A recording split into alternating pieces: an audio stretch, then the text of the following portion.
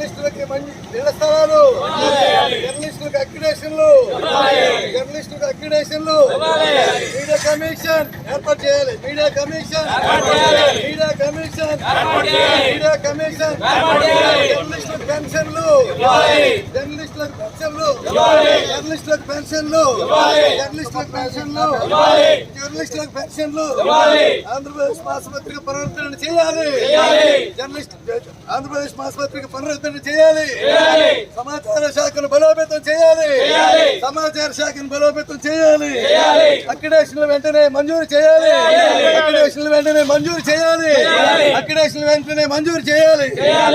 ఇప్పుడు ఈరోజు Andhra Pradesh working journalist federation APWJF రాష్ట్ర నాయకత్వ ఆదేశాల ప్రకారం రాజమండ్రికి సంబంధించి మా అభ్యర్థులు కావచ్చు, పాత్రికేయ మిత్రులు కావచ్చు, నాయకులు కావచ్చు, అందరూ కలిసి గౌరవ కలెక్టర్ గారికి వినతి పత్రం ఇవ్వడానికి వచ్చాం. మా జర్నలిస్టుల సమస్యల మీద ఒక డిమాండ్స్గా దీన్ని ఆవిడ దృష్టికి తీసుకెళ్లాలని, ప్రభుత్వ దృష్టికి తీసుకెళ్లాలన్నదే మా తాపత్రయం. దీంట్లో ముఖ్య ఉద్దేశం అక్రిడేషన్ల విషయంలో ప్రభుత్వం పునరాలోచన చేయాలి. అలాగే జర్నలిస్టులకి ఇచ్చిన స్థలాల మంజూరు విషయంలో కూడా పునరాలోచన చేయాలి. అలాగే సీనియర్ జర్నలిస్ట్కి పెన్షన్లు కావచ్చు, పత్రికల మీద ఉన్న ఆంక్షలు కావచ్చు, జర్నలిస్టులకి అనుకూలంగా ఉండేలా చేసి జర్నలిస్టుల మనుగడ కాపాడాలని ఆవిడ దృష్టికి తీసుకెళ్ళడానికి విజ్ఞప్తి చేయడానికి ఈరోజు రాజమండ్రి ఏపీడబ్ల్యూజేఎఫ్ నాయకులందరూ కలిసి కలవడానికి వచ్చాం. Thank you.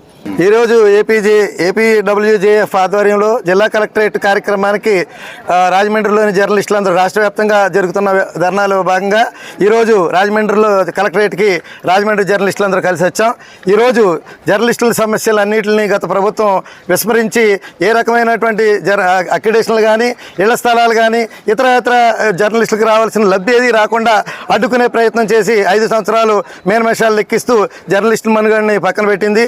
ఈ యొక్క కొత్త ప్రభుత్వం వచ్చినప్పుడైనా సరే, ఇప్పటికైనా కొత్త ప్రభుత్వం వస్తుంది, మా కళలు, మా ఆకాంక్షలు నెరవేరుస్తుందని మేము చాలా భావించాం. కానీ ఇప్పటికీ ఏడాది పూర్తవుతున్నప్పటికీ కూడా జర్నలిస్టులకు ఈ రోజుకి కూడా ఎక్రిడేషన్ల విషయమే అసలు పట్టించుకోని పరిస్థితి. ఎక్రిడేషన్లు వెంటనే పునరుద్ధరించాలి. ఎక్రిడేషన్ల కమిటీ అంటున్నారు, తర్వాత ఎక్రిడేషన్లకు సంబంధించి 3 మంత్రులు వేసాం, తర్వాత దానికి సంబంధించి మార్గదర్శకాలు రూపొందిస్తామని చెప్తున్నారు. కానీ ఈ రోజు కూడా ఏ రకమైనటువంటి ఆచరణ కూడా నోచుకోలేదు. జర్నలిస్టులకు వెంటనే అక్రిడేషన్లు ఇవ్వాలి. అక్రిడేషన్లతో పాటు జర్నలిస్టులకు సంబంధించి చాలా కాలంగా ఇళ్ల స్థలాలు పెండింగ్ సమస్య ఉంది. ఈ ఇళ్ల స్థలాలకు సంబంధించినటువంటి ఇళ్ళు మంజూరు చేయాలి. అందరు జర్నలిస్టులని గుర్తించాలి. పెన్షన్ ఇతర రాష్ట్రాల్లో పెన్షన్ కార్యక్రమం జరుగుతుంది. మరి ఆంధ్రప్రదేశ్లో ఎందుకో ఈ పెన్షన్ పక్కన పెట్టారు. ఈ పెన్షన్ గురించి కూడా ప్రభుత్వం పునరాలోచన చేయాలని చెప్పి ఏపీడబ్ల్యూజేఎఫ్ తరఫున డిమాండ్ చేస్తున్నాం. తర్వాత ఈ యొక్క ఏదైతే ఇతర ప్రాంతాల్లో ఎస్పీ గారు అందరినీ జర్నలిస్టులని గుర్తించి వాహనాలకు సంబంధించి ప్రెస్ స్టిక్కర్లు ఏర్పాటు చేశారు.